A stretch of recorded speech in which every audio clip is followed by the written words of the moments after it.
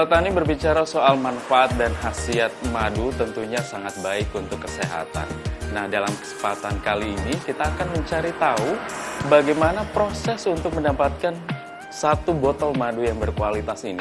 Kita akan segera menuju Desa Sogitia, Kecamatan Bone, Kabupaten Bone Bolango, akan bertemu langsung untuk mencari tahu seluk-beluk peternakan lebah trigona yang ada di sana bersama dengan Bapak Sumitro. Sobat Tani, jangan malu jadi petani karena bertani itu keren. Ayo.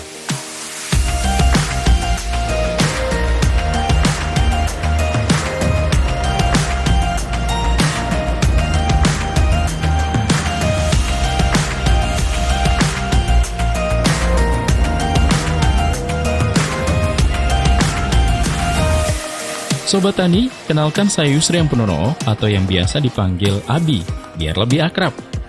Hari ini, saya mengajak Sobat Tani melihat dari dekat budidaya lebah tahudu atau trigona milik Pak Sumitro Lopuo di Desa Sogitia, Kecamatan Bone, Kabupaten Bone Bolango.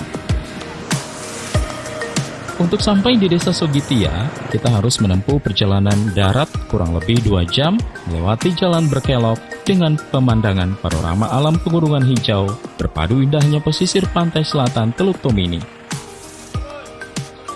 Dan tidak terasa, kita sudah sampai.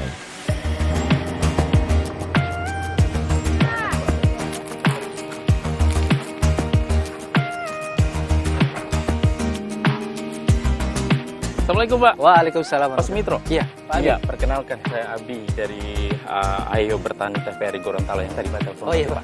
Bagaimana perjalanan dari sana?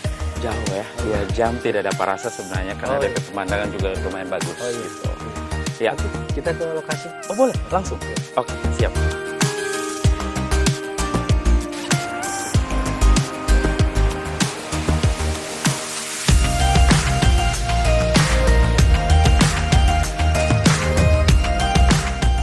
Dulu Pak, tidak bersengat ini. Tidak, Pak. Ini lebah trigona atau tahudu orang Gorontalo bilang. Tidak bersengat dia. Oh oke, jadi aman.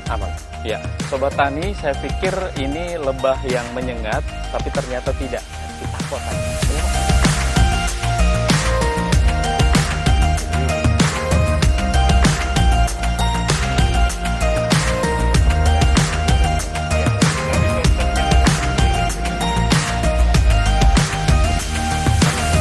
Ya, Pak Sumitro, ini berapa lama Mbak ternak lebah? Dari 2 tahun. 2 tahun? 2 tahun. Kalau beternak 2 tahun. Oke, tapi Kalau kegiatan usaha madu sudah 4 tahun. 4 tahun? Iya. Berarti ini hobi atau?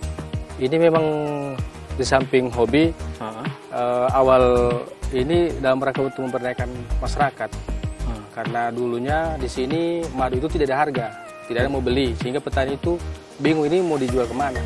Oh, jadi ini memang digemari atau sampai kenapa bisa terjun untuk membudidayakan ternak lebah gitu? Karena yang pertama ini madu nomor 1. Oke. Nomor satu ini? Iya, Jenis yang ini? dari semua jenis. Oh, kenapa pilih jenis lebah yang trigona ini? Iya. Padahal kan ada banyak juga. Yang pertama Gorontalo vegetasinya kurang. Kalau untuk kan lebah itu ada cerana, cerana abis dorsata. Cerana sudah pernah dicoba. Oke. Tapi karena vegetasinya makanannya kurang, dia mudah pindah-pindah. Kalau ini tidak. Kalau ini Tidak. vegetasinya lumayan terpenuhi. Ini kan banyak, ada kelapa, ada bunga air mata pengantin, bunga santus dan lain-lain. Dan ini saya lakukan untuk menjawab mitos yang berada di Gorontalo. Katanya tahudu ini atau trigona ini tidak bisa diminum. Kalau diminum nanti bikin tuli. Itu kan sebenarnya mitos. Tidak benar. Sebenarnya yang bikin tuli itu adalah lebahnya itu. Memang lebahnya kalau dibuka itu sasarannya itu telinga. Oh baik. Ini kalau saya lihat dari luasnya lahan ini memang ada perlakuan memilih khusus lokasi atau kayak gimana tuh? Ya sebenarnya di mana saja bisa. Oh di mana Karena saja bisa. Vegetasi makanan itu bisa disesuaikan, bisa kita tanam. Ini trigona Gorontalo sesuatu yang khas dan unik karena nektarnya nektar kelapa. Daerah lain tidak ada. Jadi memang pada dasarnya sebenarnya pemilihan lokasinya harus disesuaikan dengan ketersediaan pakan gitu. Iya, karena lebah kan dia lebah tidak akan mati tapi tidak menghasilkan madu yang banyak. Maksimal Iya. gitu ya. Iya. Sobat Tani, kelebihan lain beternak lebah tahudu adalah sumber makanannya yang beragam. Selain itu, ternak madu trigona atau tahudu ini bisa ditumpang sarikan dengan berbagai tanaman pangan seperti jagung yang banyak dibudidayakan masyarakat Gorontalo.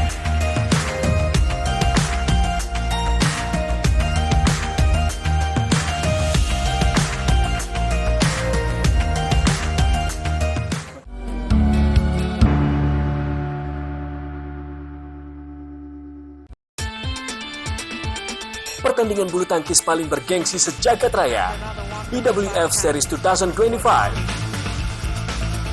Saksikan aksi luar biasa para pebulu tangkis berebut supremasi dunia. Jangan lewatkan penayangannya, IWF Series 2025. Segera di TVRI Nasional dan TVRI Sport.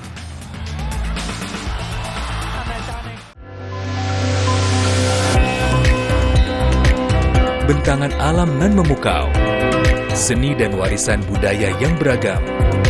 Mari jelajahi keindahan Nusantara melalui program Pesona Indonesia setiap hari pukul 14 waktu Indonesia Barat.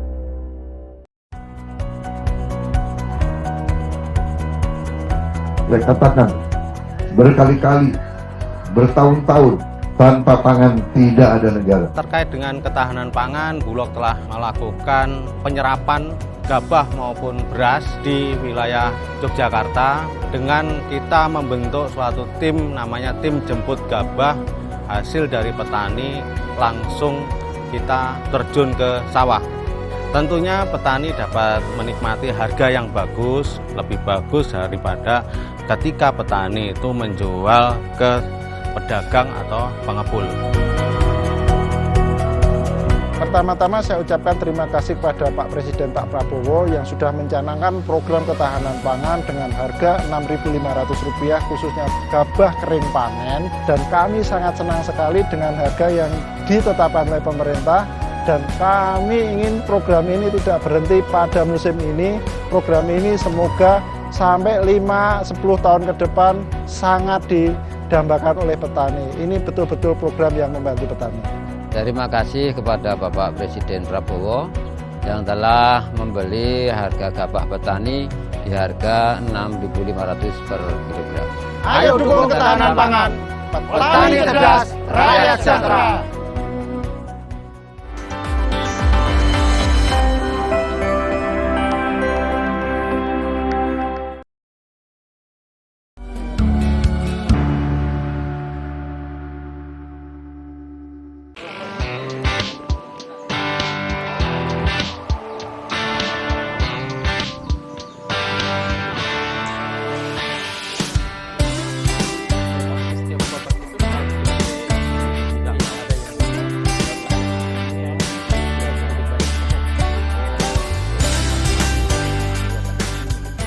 Bicara soal satu kotak ini, Pak, ini kan ada treatment atau perlakuan khusus gitu. Mungkin ya disayang-sayang gitu, perawatannya kayak gimana? Ya, dalam sebulan atau seminggu kita harus ngeliat atau kayak apa tuh? Memelihara beternak lebah tahudu ini termasuk sangat mudah karena tidak memerlukan misalnya harus dicek setiap bulan, tidak. Oh, enggak. Yang penting kita kepada kesempatan selama terpenuhi nektar makanan, kita santai saja nih pelihara begini, tidak harus dikontrol. Cuaca ngaruh nggak, Pak? Cuaca tidak. Oh, Cuaca tidak. Sobat Tani, lebah yang diternakan Pak Sumitro adalah jenis tahudu biroi yang ia datangkan dari Sulawesi Selatan. Selain itu ada juga tahudu lokal Gorontalo yang koloninya diambil dari alam sekitar. kalau bicara soal treatment atau perlakuan khusus ada tidak, Pak? Dia tidak ada secara khusus, tapi harus dijaga dari semut-semut. Oh, itu hamanya? Hamanya itu semut, karena kalau ada semut pasti lebahnya minggat. Semut apa saja? Semut apa saja. Jadi biasa untuk antisipasi hama kita pakai oli di bawah. Oli? Iya, kita lingkari di bawah pohon paling bawah, supaya semut tidak naik ke atas. Dalam satu kotak ini, Pak Sumitro, itu bisa berapa lama untuk panen? Kalau panen, pengalaman saya itu 5 bulan. 5 bulan. Kalau 5 bulan Sebenarnya 2-3 bulan sudah bisa panen, tapi supaya madunya lebih banyak, ya selain vegetasi nektar harus diperbanyak, penuhi, ya, waktunya kita agak lama. Nah, tapi setelah itu kalau pengalaman saya, panen pertama itu 5 bulan, setelah itu sudah tiap bulan panen. Ini nanti satu kotak bisa menghasilkan berapa Setiap madu? kali panen, kalau pengalaman saya 500 gram atau setengah kilo. gram. Kalau dijualnya berapa tuh? 1 kilo 1 juta. 1 kilo 1 juta. Wow, ternyata Sobat Tani ini bisnis yang cukup menjanjikan gitu ya untuk bisa dicoba.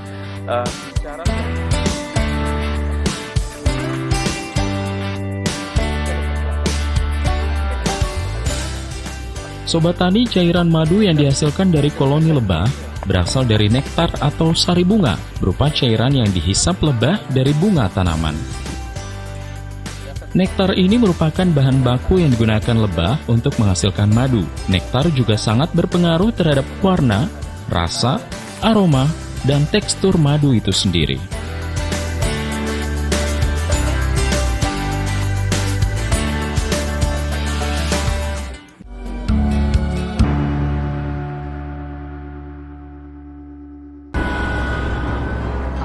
Mana kau taruh uang itu? Kau jangan banyak tanya. Kita segera pergi dari Jakarta deh. Kerasnya ibu kota membuat Marbun dan keluarga pindah ke desa untuk memulai hidup baru. Di desa itu ya banyak banget kejadian-kejadian yang tidak disangka-sangka. Contohnya, tadi kan ada orang naik motor, terus tiba-tiba nyungsep deh. Namun, segalanya tak semudah yang dibayangkan. Ada banyak cerita, tantangan, dan pelajaran yang harus dilalui. Saksikan perjalanan penuh warna dalam serial Desaku Yang Kucinta setiap minggu pukul 19 waktu Indonesia Barat.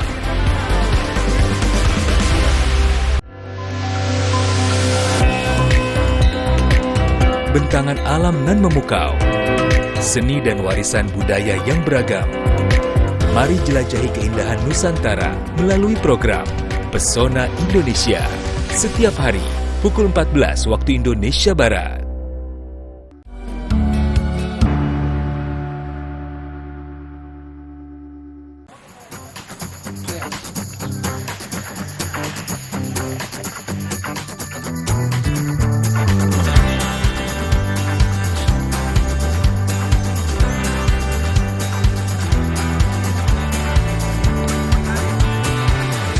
Sobat Tani, ternyata budidaya ternak lebah trigona relatif mudah. Tidak harus di lahan luas, pekarangan rumah pun bisa digunakan. Karena lebah tahudu ini tidak menyengat. Yang penting, ketersediaan tanaman sumber makanan tercukupi.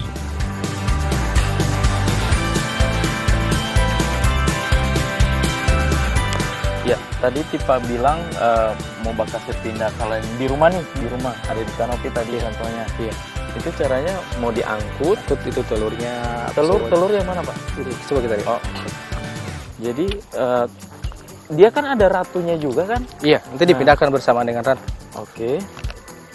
Ratu tidak kemana-mana. Nah, ini telurnya. Oh iya, yang putih-putih ini. Iya, jadi nanti kita kalau di rumah, di itu yang bambu dipindahkan. dipindahkan. Mereka akan pindah juga ke situ Iya. koloninya ini. Nanti akan dia kalau ambil juga ratunya toh, dia akan Oh. berproduksi di situ. Jadi ini para koloninya ini akan mengikuti ratunya. Iya. Oh. Iya, dia akan ikut. Lebahnya ini akan ikut. Jadi, aduh, ini nggak apa-apa ini Nggak dibuka. apa-apa. Oh, oke, baik. Jadi yang diangkut telur-telur yang putih ini. Iya, ini. Kalau ini diambil ini. Ini kalau misalnya di pelapon itu yang seperti kasus yang Ya, di rumah ya, Iya, di rumah. oke. Kalau misalnya ini ya kita atau di bambu, kita ambil saja telurnya sama semua yang ada di bambu itu kita pindahkan ke kotak. Oh. Nanti dia akan ini. Terus yang paling penting kita lihat ratunya. Ratunya harus ikut. Ratunya juga harus ikut ya, biar koloninya juga ikut gitu pindah ke kotak. Iya. Berarti semua dari hasil produksi lebah trigona ini bisa dipakai gitu. Bisa, semua bisa. Jadi mulai dari madunya, telurnya juga. Iya. Telurnya, Sarangnya biasanya sarangnya juga itu untuk apa? Sarangnya juga bisa buat untuk lilin. Lilin. Oh, baik. Pak, ini kan konsepnya ada di alam nih, Iya. ya tempat seperti ini ada dudukan, ada kotak. Kalau di rumah konsep rumahnya Ya bisa beternaknya yang seperti begini, apa? tapi ada yang lebih bagus. Kita lihat. Oh, oke, di sana. Iya. Ya. Ini kotak. ini kotak ini topping. Jadi lebahnya di sini. Nanti dia naik ke atas. Jadi kalau di perumahan kan tinggal siapkan dudukan, taruh ini, kemudian ini toppingnya kan. Jadi begini nanti ada dudukannya, kemudian ini kita letakkan di dudukannya, kemudian ini topping. Ukurannya memang sudah seperti ini. Iya. Berapa senti? Iya, lebih karena kalau dia besar, lebah akan lebih terkuras energinya untuk memproduksi. Kalau kecil dia akan langsung cepat naik ke atas topping. Iya. Ini yang sudah siap panen. Ini siap panen. Oke. Sudah bisa kita panen. Mau panen? Iya. Yakin mau panen? Iya. Tapi untuk Pak Abi nanti pakai APD. Kalau siap. saya sudah biasa. Harusnya seperti itu ya.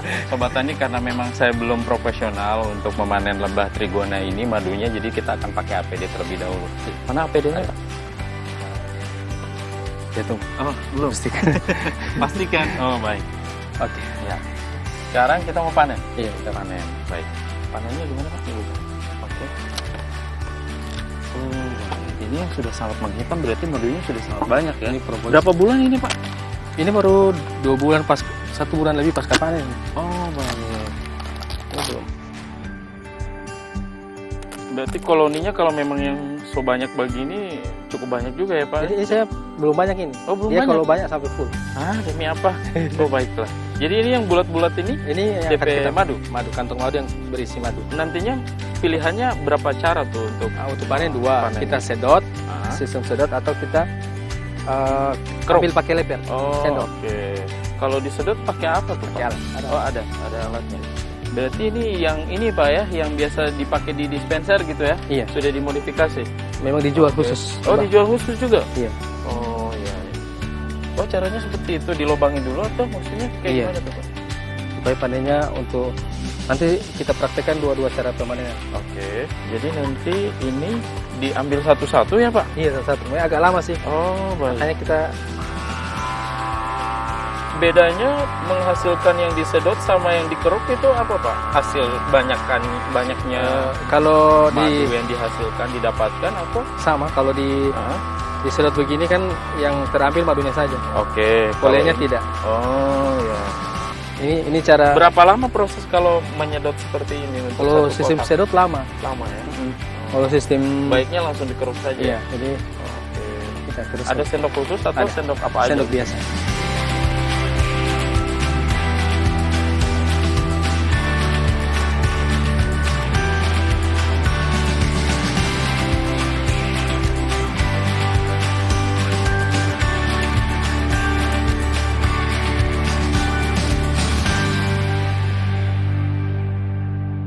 Jadi tadi panen tuh, jadi 1 bulan lagi baru kita panen lagi untuk. Oh, jangka waktunya 1 bulan ke depan gitu, baru bisa panen lagi. Iya, nanti kita lihat kalau yang pasti setiap bulan panen. Oh, ini hasil yang sudah dipanen tadi, Pak? Tadi ya. Oke. Kalau tipe mau icip-icip bisa pakai. Icip? Bisa langsung dari sarangnya, bisa pakai sendok. Aduh.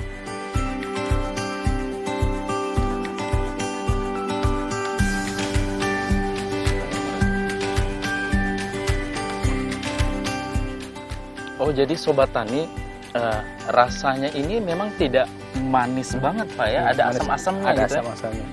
Jadi tidak familiar pada umumnya kita minum madu yang biasanya manisnya itu medok. Ini enggak ya? Justru ada asam-asamnya dikit. Itu bedanya trigona dengan jenis lain. Iya, bisa ini kan kita sudah tiris. Yang ini kita bisa peras pakai alat. Oh, alat dah. Iya. Ini contoh saja. Jadi kalau mau panen kita mau peras ini, kita masukkan ke sini. Oke. Oh, ditekannya pakai ini? Iya. Oh, iya. Jadi kita tidak peras pakai tangan. Iya. Di samping juga mungkin menghindari nanti produksinya bercampur dengan kotoran dari tangan gitu ya, Pak ya? Orang juga tidak suka kalau diperas pakai tangan. Oh, iya. Berarti cukup lama juga ya prosesnya untuk menghasilkan madu itu sendiri, Pak ya? Jadi tinggal. Oh, baik. Jadi dia netes gitu ya? Tinggal nanti disaring. Setelah ini disaring. Oh, masih disaring lagi, Pak? Iya. Oh, iya. Saringnya biasanya pakai kain kasa atau kayak ada saringan biasa khusus? Aja? Iya. Tapis-tapis teh juga bisa. Oh. Tapi ada tapisan yang khusus madu ada. Tapi kita tidak ada sih. Nanti sampah hasil dari perasan lebah, sarang lebah ini masih bisa digunakan lagi tidak? Bisa buat lilin. Oh, lilin.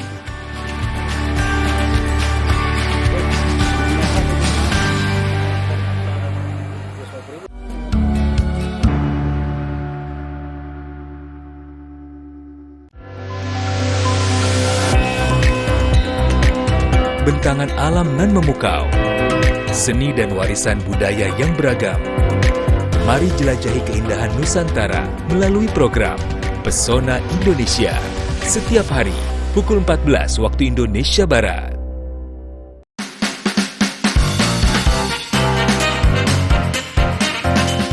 Kisah rumah kos yang dihuni oleh para pria dari berbagai suku dan latar belakang. Tapi di balik kehidupan mereka, ada Pak Mul, sang pemilik kos yang berusaha menyelamatkan kosan. Mampukah para penghuni menyelamatkan rumah kos yang telah menjadi keluarga untuk mereka?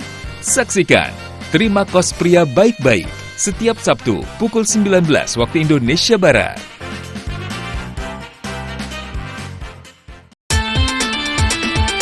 Pertandingan bulu tangkis paling bergengsi sejagat raya, BWF Super 500 Thailand Open 2025. Saksikan aksi luar biasa para pebulu tangkis merebut supremasi dunia.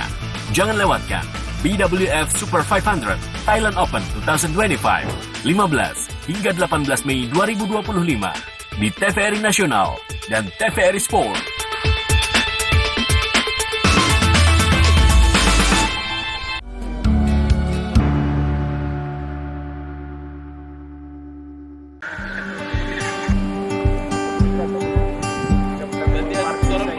Sobat Tani, ternyata madu dibagi berdasarkan sumber nektar yang diambil. Seperti madu monoflora adalah madu yang diambil dari satu jenis tanaman seperti madu kapuk, madu karet, dan lain-lain.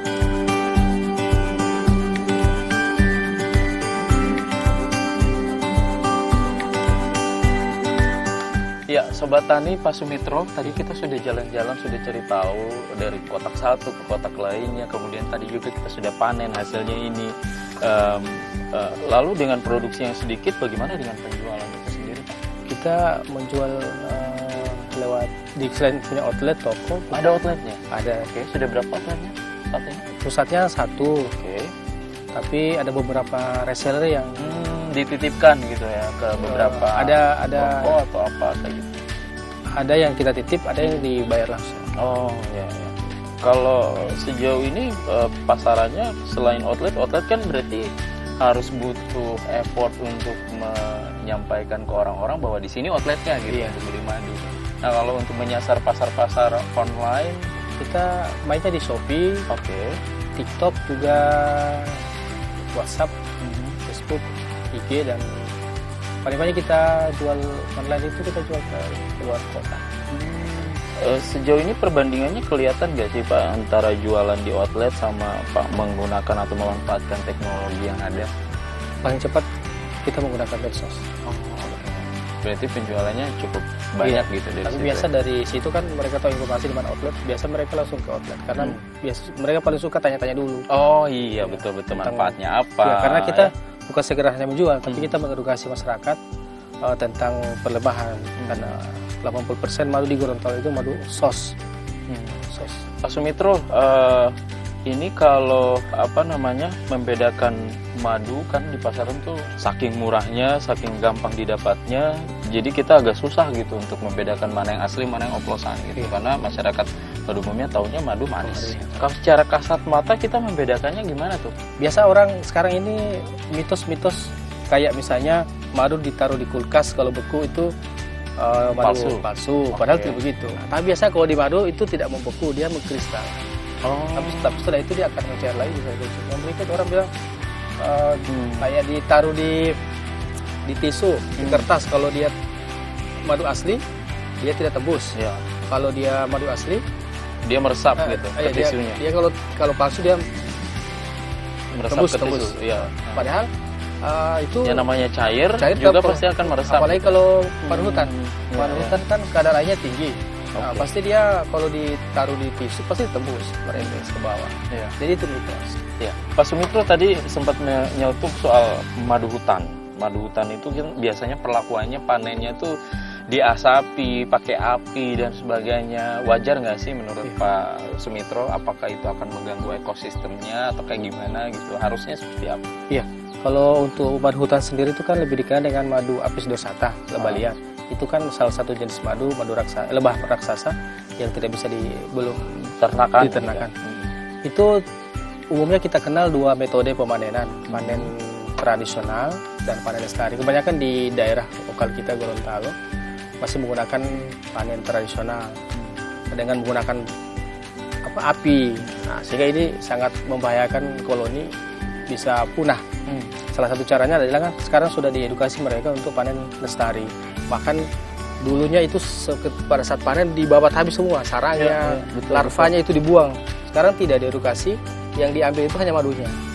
Larvanya itu ditinggalkan di atas pohon, tidak diambil, kemudian untuk madunya pun tidak semua madunya diambil, ditinggalkan sepertiga. Sehingga setelah panen mereka kembali lagi ke situ. Berarti itu yang harusnya bisa diedukasi ke masyarakat hari ini.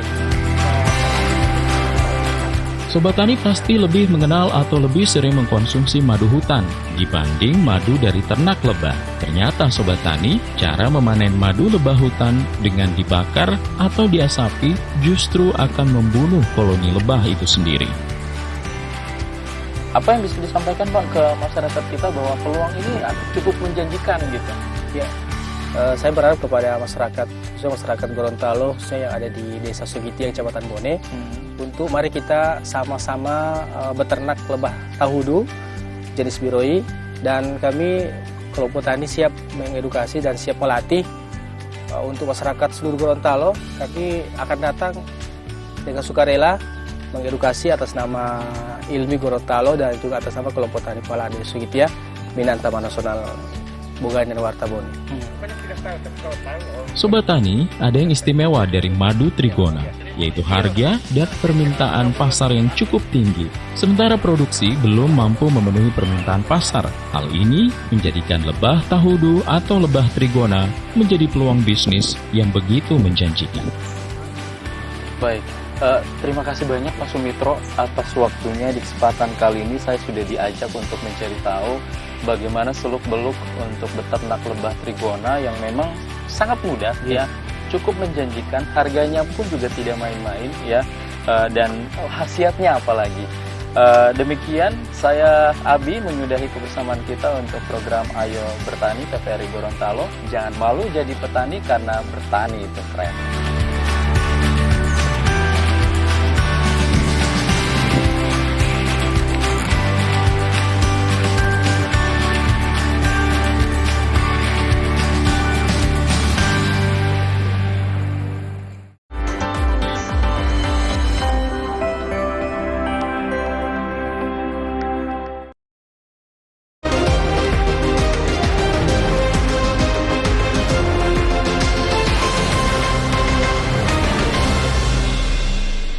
Selamat siang saudara, Anda menyaksikan info terkini pukul 14 waktu Indonesia Barat. Wakil Menteri Pertanian Sudaryono mengungkapkan Bulog Indonesia saat ini surplus beras dan cukup untuk memenuhi kebutuhan pangan dalam negeri. Hal tersebut berdasarkan data dari Pusat Statistik hingga April 2025, yakni produksi gabah nasional mencapai 13,9 juta ton, sementara konsumsi beras domestik tercatat sekitar 10,37 juta ton. Wakil Menteri Pertanian Wamentan yang juga Ketua Dewan Pengawas Perum Bulog Sudaryono melakukan peninjauan ke sentra penggilingan padi SPP di Karawang, Jawa Barat. Wamentan melihat secara langsung surplus beras di gudang Bulog. Wamentan menjelaskan indeks pertanaman meningkat, yang berarti produktivitas lahan juga naik. 1 kali tanam dalam setahun kini bisa menjadi 2 hingga 3 kali, dan ini adalah capaian luar biasa. Dengan peningkatan produktivitas, Wamentan menyampaikan Indonesia semakin optimis untuk mencapai swasembada beras. Apalagi Perum Bulog telah menyerap 1,4 juta ton gabah dari target 2 juta ton pada bulan April 2025. Jika target tersebut tercapai, Indonesia tidak lagi memerlukan impor beras. Sekarang Bulog memiliki cadangan beras disimpan di gudang Bulog tertinggi sepanjang sejarah. Jadi dari pertama ada Bulog sampai dengan sekarang, ya sampai saya berdiri di sini, total beras yang disimpan di gudang Bulog adalah 3,7 juta ton. Di mana serapan tahun 2025 dari Januari sampai dengan hari ini sudah 2.100.000 ton, ya, tertinggi sepanjang sejarah. Wamentan meminta Perum Bulog untuk menjaga pasokan dan produksi beras di tengah krisis yang dialami sejumlah negara seperti Jepang, Filipina, dan Malaysia. Wamentan Sudaryono juga menegaskan bahwa Indonesia tidak hanya fokus pada ketahanan pangan domestik, tetapi siap berkontribusi pada ketahanan pangan global. Demikian info terkini, informasi aktual lainnya akan kami hadirkan 1 jam mendatang. Terima kasih, sampai jumpa.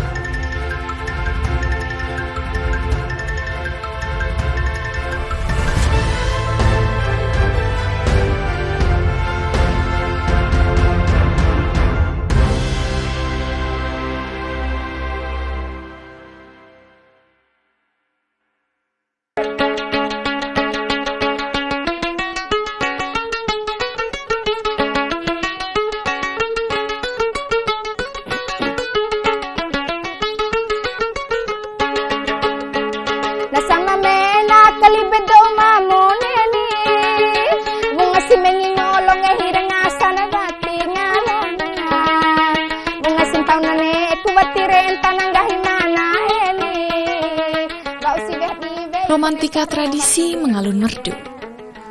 Seiring dengan meningginya sang mentari di ujung timur Pulau Sumbawa, tepatnya di Kabupaten Bima, Nusa Tenggara Barat.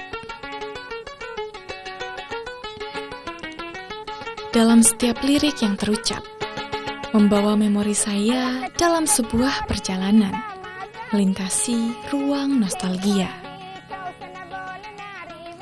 Cerita dari masa lalu tentang kearifan dan tradisi yang hingga kini tumbuh bersama zaman yang terus berkembang.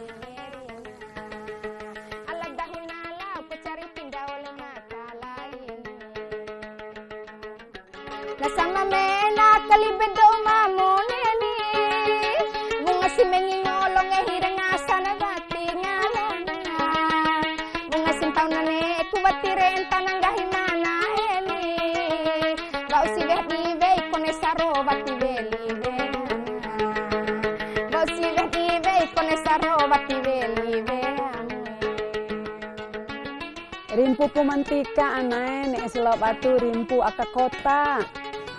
Iya, Pak.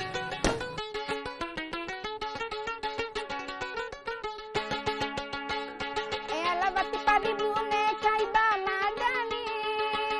Ala panontone badai maku arona enai.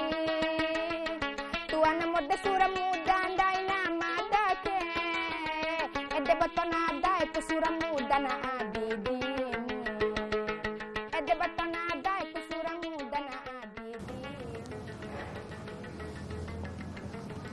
Setangkup nostalgia terbalut indah di tanah Bima. Bahkan ketika pertama kali menapakkan kaki di tanah Bojo ini, nuansa itu masih terasa hangat di antara kami. Tradisi yang berkembang hingga saat ini tak terlepas dari ikatan sejarah masa kejayaan Kesultanan Bima.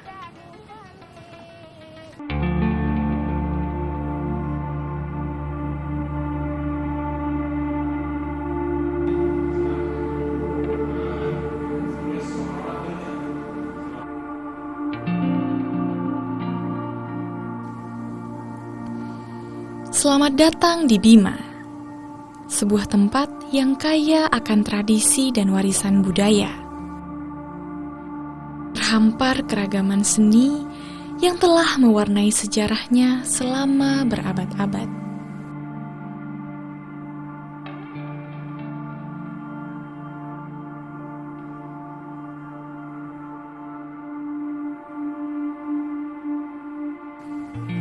bukan hanya menjadi hiburan, tapi juga menjadi cerminan dari kehidupan dan kepercayaan masyarakatnya.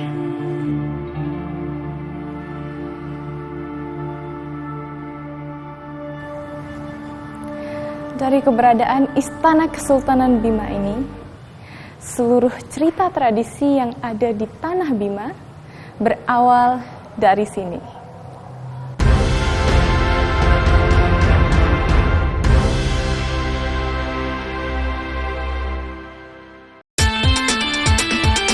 Pertandingan bulu tangkis paling bergengsi sejagat raya, BWF Super 500 Thailand Open 2025.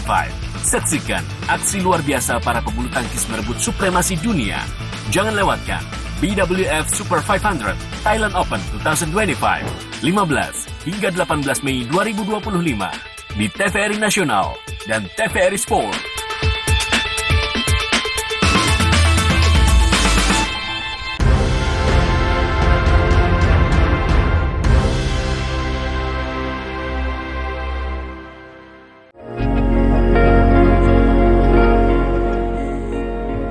Desa Maria, sebuah desa terbingkai di antara bukit-bukit yang menjulang tinggi.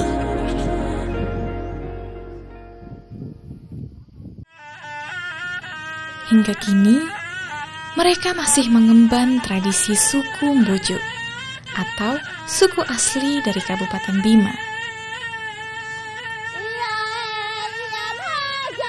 Sayup-sayup terdengar alunan musik silu atau seruling khas Bima. Biasanya digunakan untuk mengiringi orang bekerja di sawah.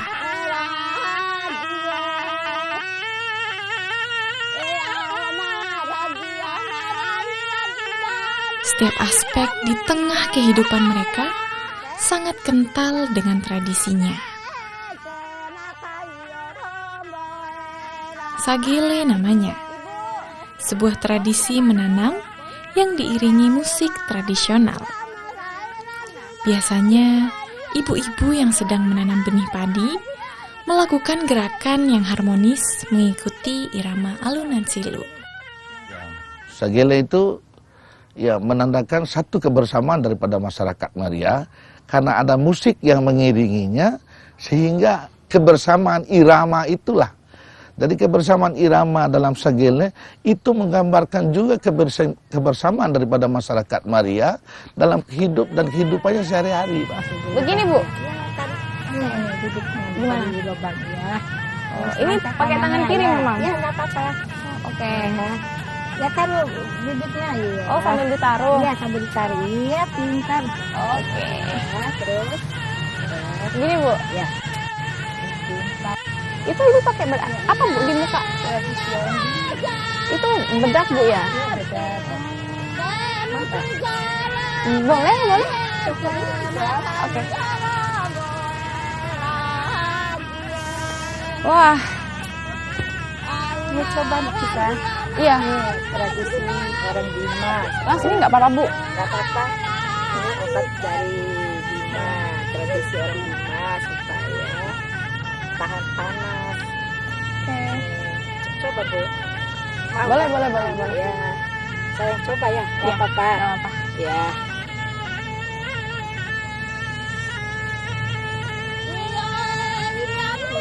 Cantik sekali.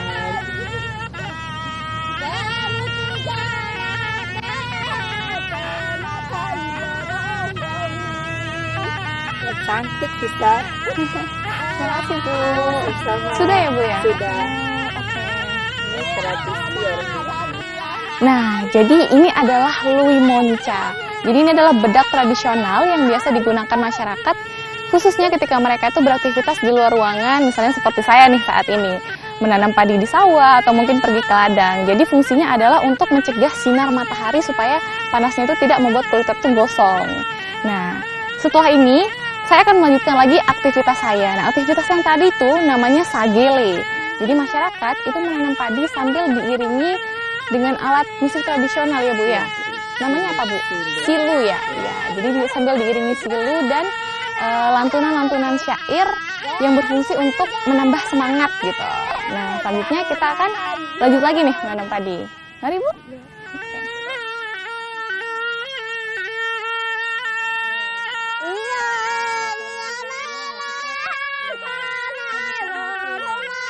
Terdapat juga syair-syair yang berisikan petuah yang menjadi penghilang lelah di bawah teriknya matahari.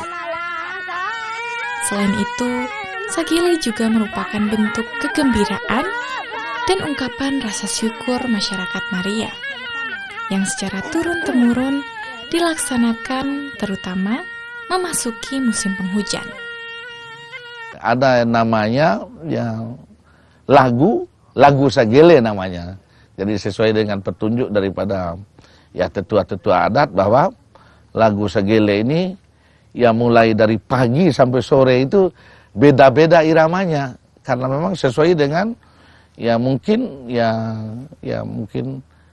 capeknya barangkali, gambaran mau pulangnya barangkali, itu semua tergambar dalam lagu itu.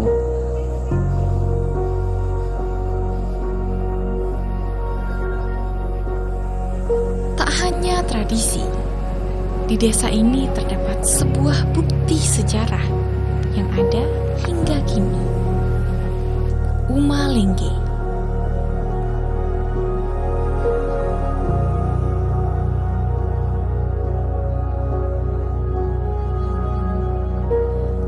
Umalengge, bangunan tradisional suku Mbojo yang sudah ada sejak ratusan tahun lalu. Umumnya menggunakan 4 tiang yang menumpu pada pondasi berupa sebuah batu sebagai tumpuan tiang. Konstruksi bangunan dimaksudkan agar tahan terhadap gempa maupun angin kencang. Bentuknya tinggi mengerucut dan menggunakan rumbia atau ilalang sebagai bahan atap dan dindingnya.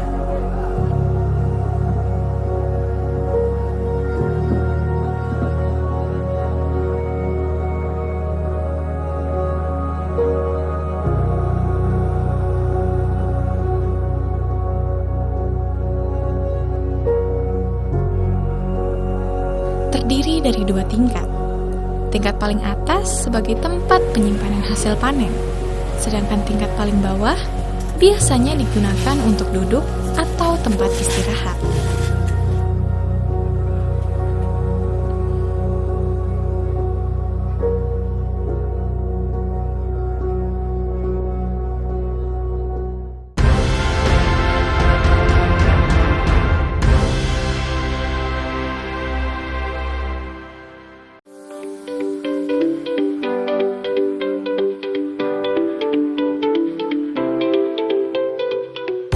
Motivasi kami mengembangkan perikanan menggunakan kolam bundar adalah untuk penghematan air. Kita ketahui bahwasanya Gunung Kidul ini adalah terbatas dalam hal air. Yang kedua, biaya akan lebih murah dan tahan lama. Dengan biaya 1 juta lebih dengan perawatan yang maksimal, ini bisa bertahan sampai 5 tahun. Alhamdulillah, ya, ini kita buktikan. Dengan adanya program ketahanan pangan, saya kira akan lebih menggiatkan para peternak ayam lele untuk selalu berinovatif, kemudian juga sekaligus untuk meningkatkan produktif daripada budidaya lele itu sendiri. Ikan lele itu bukan hanya dikonsumsi ikan segar, namun bisa diolah menjadi olahan-olahan yang lain. Nilai jualnya dibandingkan dengan nilai kita jual ikan segar, lele segar, ini ada kenaikan 50% minimal gitu, sehingga bisa mengembangkan UMKM, memperdayakan masyarakat, ikut serta di dalam peningkatan ekonomi keluarga. Ayo, dukung ketahanan pangan. Petani cerdas, rakyat sejahtera.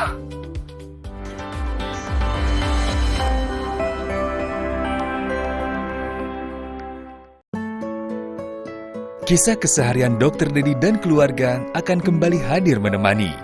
Duit ayam banyak, pasti kita jalan-jalan terus kan ya? Sebuah perjalanan yang lebih dalam dan penuh makna tentang pandangan akan problem sosial di sekitar kita. Apaan sih, lepasin. Saksikan Jendela Rumah Kita Reborn Season 2 setiap Kamis pukul 20 waktu Indonesia Barat.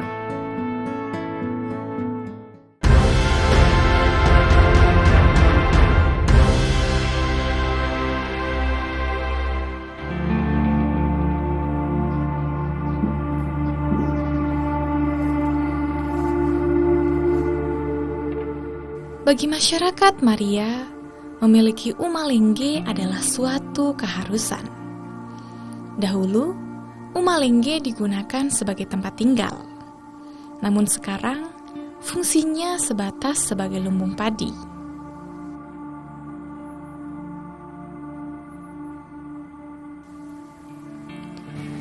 Menyimpan hasil pertanian pada umalengge merupakan kebiasaan masyarakat secara turun-temurun. Setiap orang yang rajin bekerja bisa memiliki umalengge dengan lumbung yang selalu terisi hasil pertanian. Ngupa waktu entah. Bapak apa kabar? Alhamdulillah kabar baik. Bapak apa kabar, Bapak? Kabar baik. Iya, sekalian Bapak. Sekalian mungkin kita keliling-keliling nih Pak, melihat beberapa rumah-rumah yang ada saya lihat di sini Pak nih. Kira-kira ini rumah apa Pak? Ini kompleks umalengge. Tapi di sini kan ada dua bentuk ini Mbak. Ada yang bentuk lengge, yang lancip itu di bawah itu tadi. Ini yang bentuk jompa. Ya, jadi ini bentuk kedua setelah masyarakat sudah susah menemukan alang-alang untuk atap lancip itu, maka masyarakat membuat rumah lengge dalam bentuk dan nama yang beda. Itu ini namanya jompa. Jompa ini sudah tidak dipakai lagi untuk sebagai tempat tinggal seperti rumah lengge.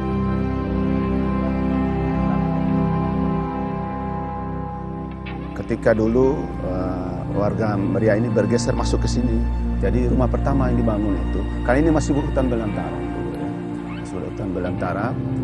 Jadi nenek moyang kami membuat rumah ini seperti ini. Yang pertama, kenapa ada kerucut seperti ini? Ini untuk apa? Supaya, dataran kita ini dataran tinggi, jadi dingin gitu.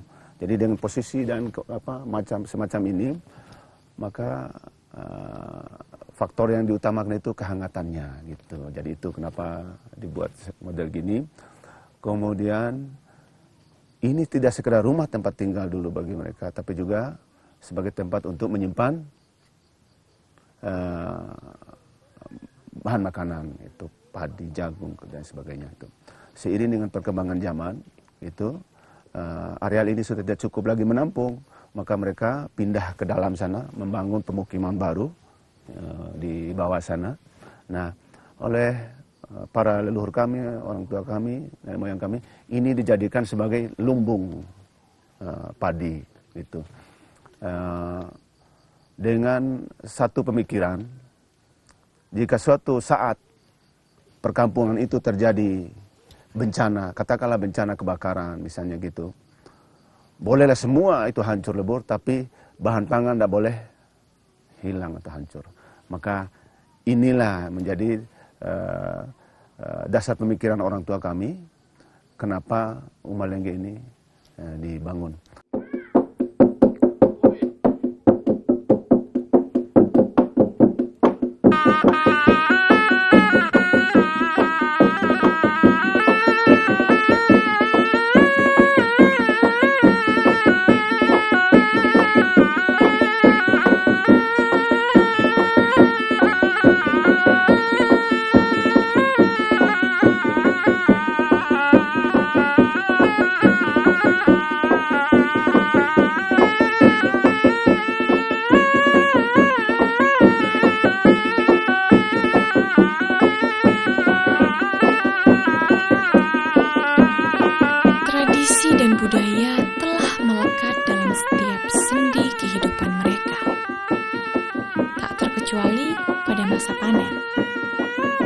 Namanya Kariku Kandei, kegiatan menumbuk padi pada lesung.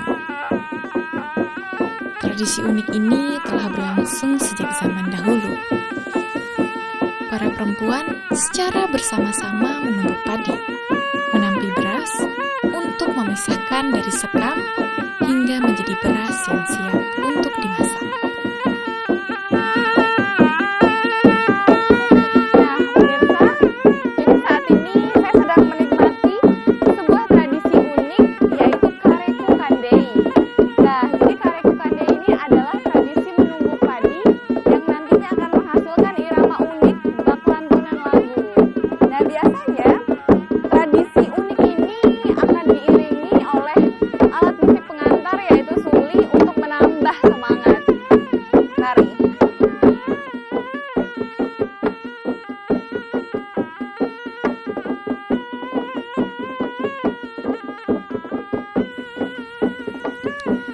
Kendati pun lesung dipukul secara terus-menerus, namun tempo pada setiap pemukul ditata sedemikian rupa dengan berbagai ragam ritme, sehingga menghasilkan irama yang teratur,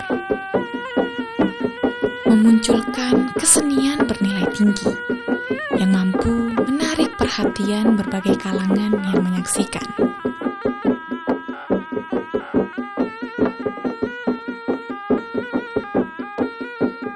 Kareko Kendai itu kan dilakukan bersama-sama itu kan. Ya, ketika ada masyarakat yang mau melakukan apa katakanlah doa selamatan suku dan sebagainya, mereka menyiapkan beras kan gitu dengan menumbuknya bersama-sama. Nilai yang terkandung sebenarnya kan nilai gotong royong aja itu. Tapi ya, seperti yang saya sampaikan tadi, ketika mereka bekerja itu rasa riang gembira bersama-sama itu muncul dan itu menjadi apa ya? Menjadi bagian dari keseharian mereka gitu. Dan gambaran daripada apa yang tertera dalam hal-hal masa lalu daripada nenek moyang kita, semua tergambar dengan apa yang menjadi keadaan daripada hidup dan kehidupan masyarakat Maria pada saat itu.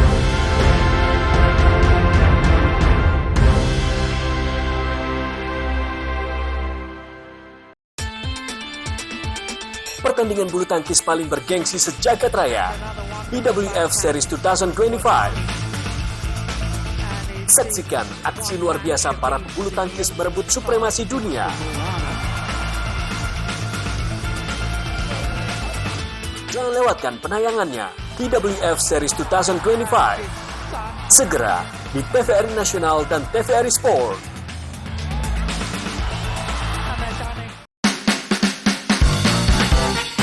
Membahas ragam topik menarik dengan tema berbeda setiap minggunya bersama bintang tamu keren dan performance spesial yang gak kalah seru. Jadi kalau ada tetangga-tetangga bilang, ih lu pede banget, iyalah siapa tuh jadi artis beneran ya. Ketika orang berbuat dengan sesuatu dengan niat yang bagus, maka Allah akan bukakan orang tersebut 70 pintu hidayah. Bikin asik aja setiap Sabtu pukul 8 waktu Indonesia Barat.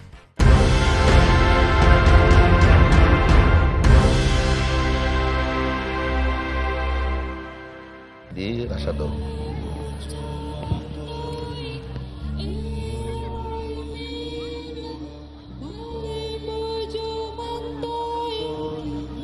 Allahumma salli ala Muhammad.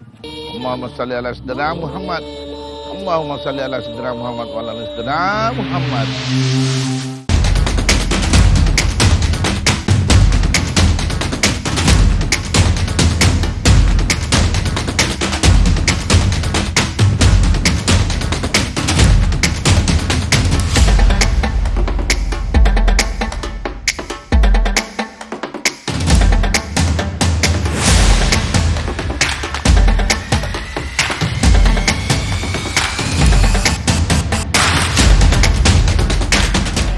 Satu hal yang mudah, bertahan di tengah perkembangan zaman yang kian tak terbendung. Sejatinya, mereka tidak sedikit pun menolak pembaruan. Namun, mereka hidup seiring dengan perkembangan zaman. Ibu kira-kira semangat nggak mau jalan jauh nih Bu sampai lapangan nih? Semangat banget, kuat.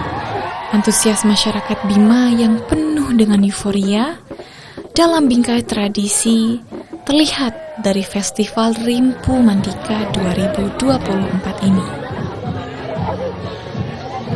Sebuah gelaran yang menjadi wajah tradisi di Bima.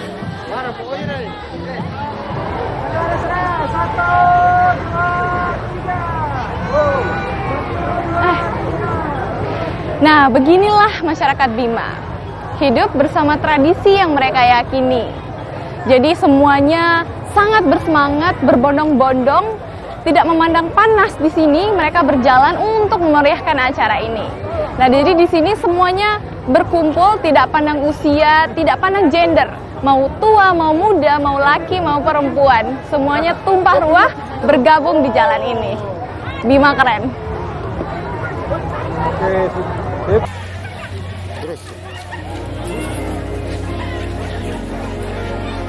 Tua, muda, besar kecil, semua tumpah ruah di jalanan demi memperlihatkan eksistensi tradisi yang ada pada dunia.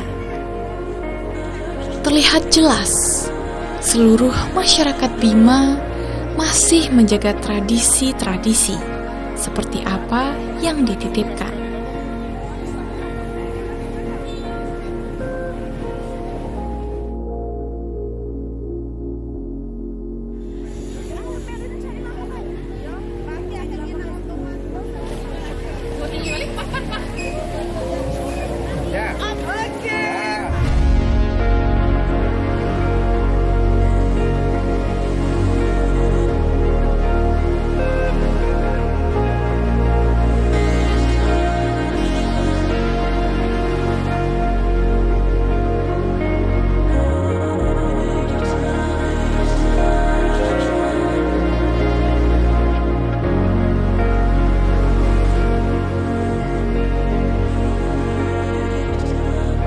Lebih dari sekedar hiasan semata, seni budaya merupakan ekspresi jiwa dan identitas Dou Mbojo.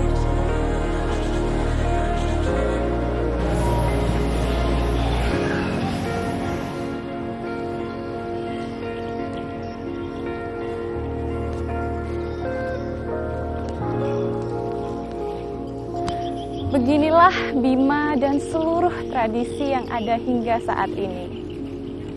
Tak hanya cerita, tapi masyarakatnya juga masih dengan teguh menjaga tradisi yang telah dititipkan.